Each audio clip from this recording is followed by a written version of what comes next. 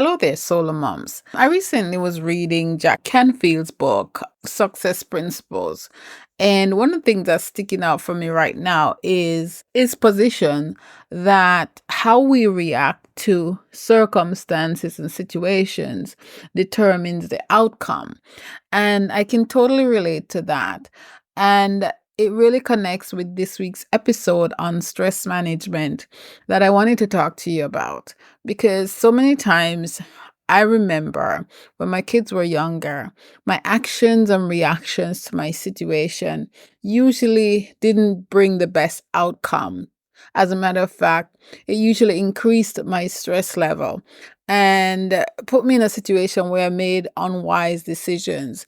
And so I hope this episode resonate with you, and I hope this thought that how you react to the situation is sometimes what generates the outcome. And usually it generates an undesired outcome. Thank you for listening. In this battle of life,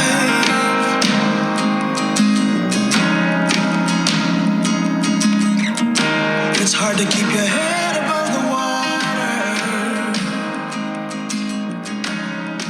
So win this fight.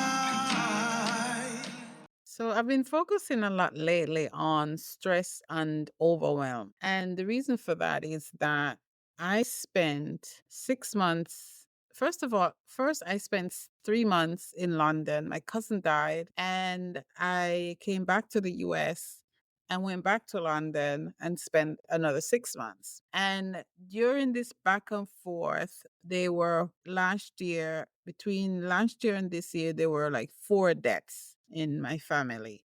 And with this back and forth, dealing with family drama and podcasting at the same time, I really became burnt out. I was stressed, and I was at times I just laid in my bed and just wouldn't move because I was so overwhelmed with all the different things that was going on. And so, being back, I've been thinking and writing a lot about managing stress and organizing myself so that I don't get into this space where I'm burnt out and stressed all the time. An organization is not just a physical thing where you move things in their right place. Organization is organizing your thoughts, your mindset, so that your thought process is in order. So I wanted to do this as a solo episode today because all of this is on my mind. And stress is one of those things that plague solo moms. It plagues us when we have money, and it plagues us when we don't have money.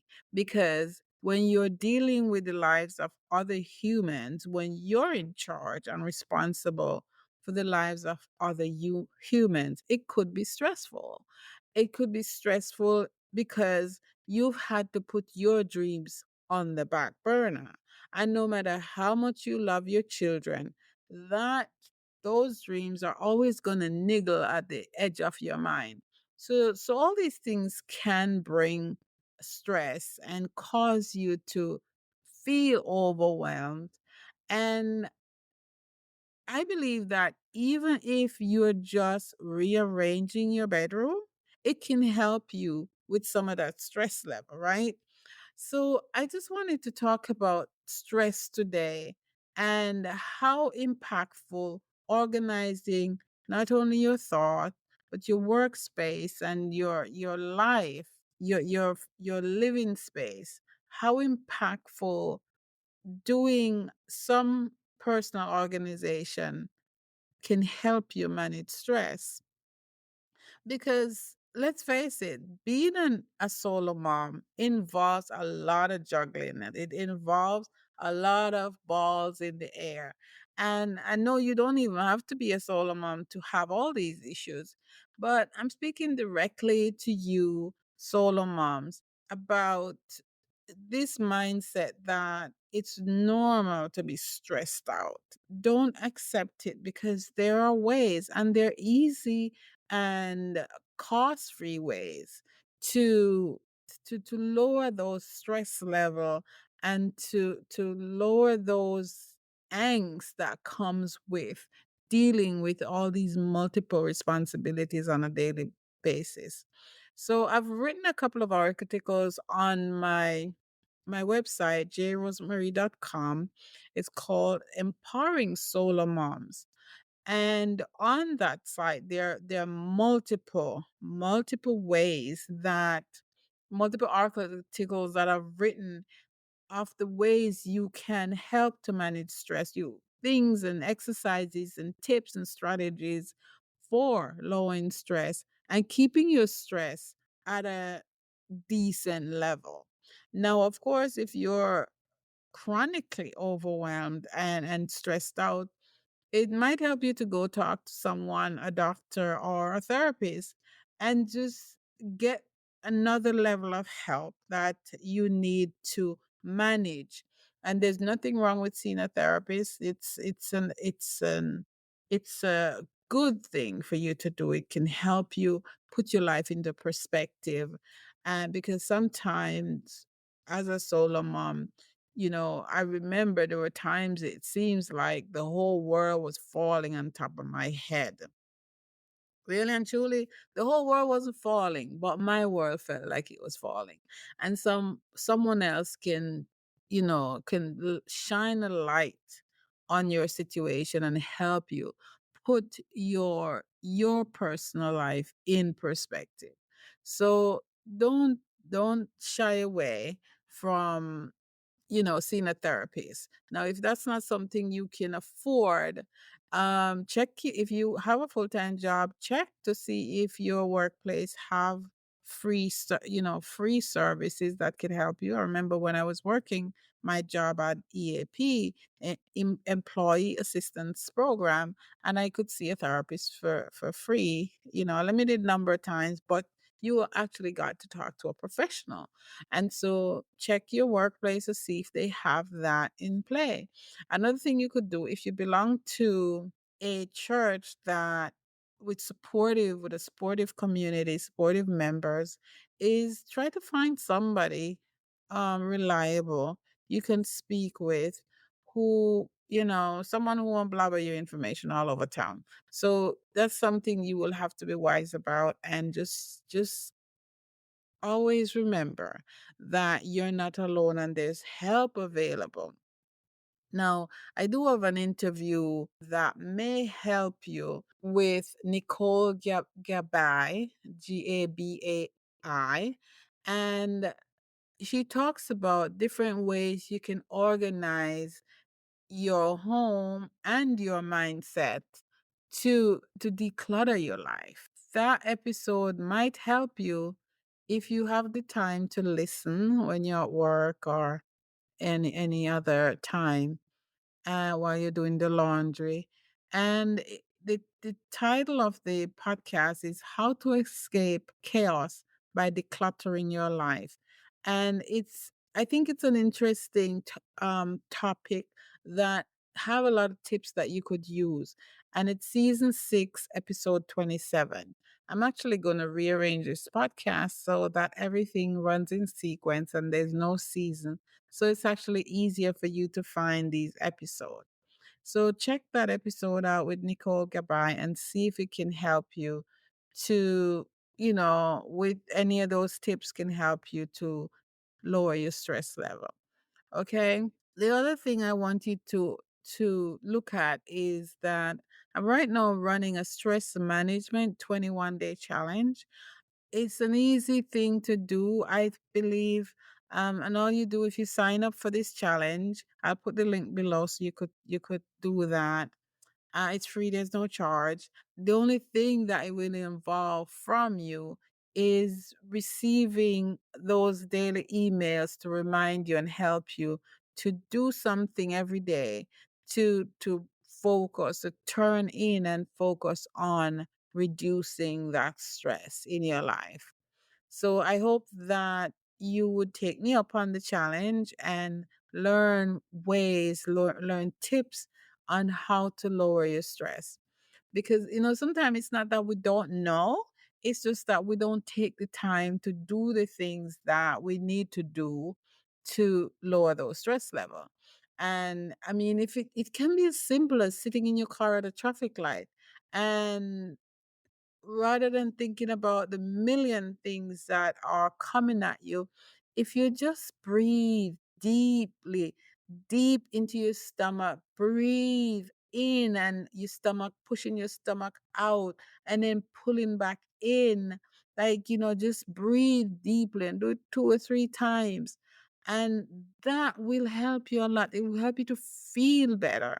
So, simple things like deep breathing. You don't have to make an appointment with yourself or reserve a room. You can just do that, sit in your car at a stoplight. Or if you're standing at the sink washing the dishes and the kids are driving you bananas, been there, just close your eyes, deep breathe, do a couple of breaths for a few minutes, and you will be amazed at how useful that is in your daily life. All right. The other thing I want to ask you to do is don't feel guilty about asking the kids to help around the house, right? They make a mess, they can clean it. They can put away their toys. And don't feel guilty about that. I did for the longest time. My kids wanted to do things around the house, and my middle son wanted to cook. I didn't want him near the stove because I didn't want him getting burnt. There's all these silly things that goes through a mom's head when they really should really should allow them to take responsibility for certain things. The little girls can put away their toys when they finish it. The little boys can put away their toys when they finish it, and show them how clean and neat the floor is when they move it, and explain to them how pleased you are that they were able to do that. And so don't be afraid to delegate to those little chores that they're annoying, but don't fall into the trap of always doing everything for them. Give them those little things to do, which helps you because you're not walking on plastic toys and it's not annoying you. And your clean environment is really good for your mental space. So just remember that. That's actually proven. That's not even me talking. Okay. And so I ask you to do that. The other, I want to talk about decluttering a little bit because a lot of times we think that decluttering means put stuff in the closet or clean out the closet. And it's not necessarily that. Decluttering can also mean to stop carrying certain people around with you. There's certain people in your life who clutters up your life with their angst, their mess, their stories, their full, and you clutter your life with that. And nothing causes more stress than the people you have in your life and claim to love you or you love them, and all they bring to you is clutter. So find a way to declutter your mind and declutter your life and declutter your space. So I believe that the stress management 21-day challenge can help you focus on doing things like that and help you to just get away from this constant chronic things and events that causing all this stress in your life. And don't forget to ask for help. Please ask for help. Ask someone for help. And not someone who's going to denigrate you and put you down, but somebody who you know is reliable. And you can ask every once in a while for help, because asking for help is not a sign of weakness. It's a sign that you want to be strong. And I'm quoting my friend, Mr. Sharma, who made this quote on a recent episode of this podcast. So do yourself a favor and ask for help if you feel you need it. And again, reach out, join the challenge, and get rid of that stress, man. It's too much. It's a lot. I know, because when you're burnt out, your brain is numb and you are totally unable to cope. And, some people can cry and break down, but I'm going to tell you, one day I was in the middle of stress, so much stress. And I was walking on the street and I was talking, and I had to call my friend because it was bad. I was in a bad state, and it's probably the worst state I've been in. And I was telling her that I felt so bad that I wish I had a way to end it. And this is how bad I felt. But I am grateful that I have people like that to call, and they could call me out on my mess and say to me, "No, you can't do that."